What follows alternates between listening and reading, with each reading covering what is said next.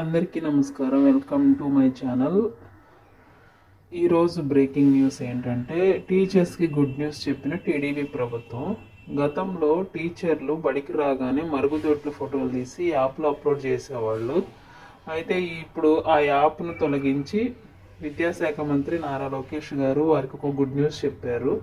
కృతజ్ఞతలు తెలిపిన ఏపీటీఎఫ్ సంఘాలు అలాగే బాత్రూమ్ల ఫోటోలకు ఫుల్ స్టాప్ పెట్టేశారు. ఎందుకంటే గురువును గురువుగానే చూడాలి అని చంద్రబాబు సర్కారు భావిస్తుంది. టీచర్స్ ఆ పని చేయకూడదనే ఉద్దేశంతో ఆ యొక్క పనిని ఫుల్ స్టాప్ పెట్టడం జరిగింది. అయితే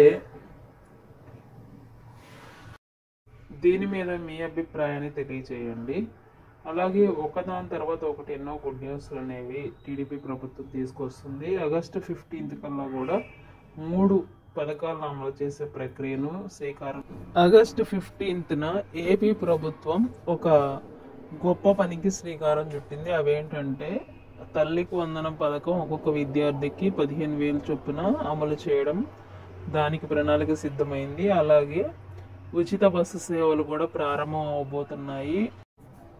అన్న క్యాంటీన్లకు కూడా ఆ రోజే జెండా ఊపబోతున్నారు. 3 పథకాలకు ఒకేసారి అమలు చేయబోతున్న ప్రభుత్వం. సో ఇంకా మరెన్నో ఇంపార్టెంట్ న్యూస్, అప్డేట్స్, స్కీమ్స్ గురించి మన ఛానల్ని వెంటనే సబ్స్క్రైబ్ చేసుకోండి. Thank you so much. ఇప్పటి వరకు సబ్స్క్రైబ్ చేసి సపోర్ట్ చేసిన ప్రతి ఒక్కరికి థ్యాంక్ యూ సో మచ్.